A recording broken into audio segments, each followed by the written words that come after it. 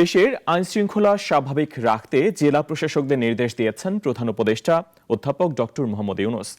একই সঙ্গে নিত্য প্রয়োজনীয় দ্রব্যের বাজার দর নিয়ন্ত্রণে রাখতে ব্যবস্থা গ্রহণের নির্দেশও দেন তিনি। ডিসি সম্মেলনের উদ্বোধন পর্বে প্রধান উপদেষ্টা এসব নির্দেশনা দেন। সাইদ আরমানের রিপোর্ট।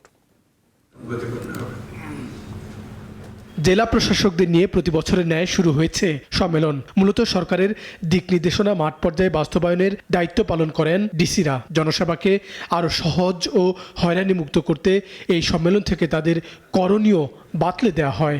যা কিছু করণীয় 3 দিনব্যাপী সম্মেলন শুরু হয়েছে রোববার, চলবে আগামী মঙ্গলবার পর্যন্ত। শুরুর দিনে মাঠ প্রশাসনের কর্মকর্তাদের নানা দিক নির্দেশনা দেন প্রধান উপদেষ্টা ডক্টর মোহাম্মদ ইউনূস। বলেন, আইন শৃঙ্খলা ঠিক রাখতে ডিসিদের আরও সজাগ থাকতে হবে। যে সকল নাগরিককে আমরা সুরক্ষা দেব, যে কোন ধর্মে বিশ্বাস করে সেটা আমাদের বিবেচনা, সে দেশের নাগরিক, সেই হিসেবে সে তাকে আমরা রক্ষা করবো। এবং আমি এই সরকার তারও সরকার, আমি তারই সেবা করতে প্রস্তুত। প্রধান উপদেষ্টার সঙ্গে মুক্ত আলোচনায় অংশ নেন জেলা প্রশাসকরা। তারা অনেক সিদ্ধান্ত বাস্তবায়ন না হয় হতাশার কথা জানান। কারণ হিসেবে আমলাতান্ত্রিক জটিলতাকে চিহ্নিত করেন। যদিও নিত্যপণ্যের বাজার আর জন্মসনদ জটিলতা নিয়ে অসন্তোষ প্রকাশ করেন প্রধান উপদেষ্টা। আমরা পারিবারিক কথার মধ্যে আসি, জন্ম নিবন্ধন, এটার কোনো মা বাবা আছে বলে আমার মনে হয় না। নিয়ম আছে কিন্তু মা বাবা নেই।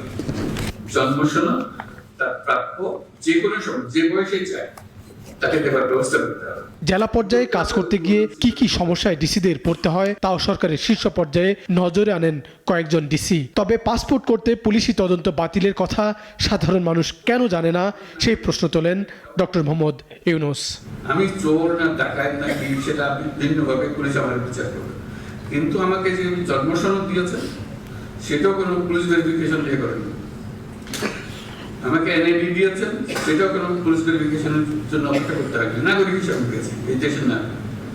পাসপোর্টও এই দেশের নাগরিকের একটা পরিচয়পত্র, এখানে পুলিশ ভেরিফিকেশন জন্য লাগবে। আমরা আইন করে দিয়েছি এখন থেকে পুলিশ ভেরিফিকেশন লাগবে না। এবারে ডিসি সম্মেলনে 34টি বৈঠক হচ্ছে, যাতে আলোচনার জন্য প্রস্তাব চূড়ান্ত করা হয়েছে 334টি। তবে গত বছরের ডিসি সম্মেলনের মাত্র 46% সিদ্ধান্ত বাস্তবায়িত হয়েছে। সাইদ আরমান, নাগরিক, ঢাকা। কোটি মানুষের আস্থার ভালোবাসায় 11 বারের মতো দেশের 1 নম্বর রেফ্রিজারেটর ব্র্যান্ড ওয়ালটন।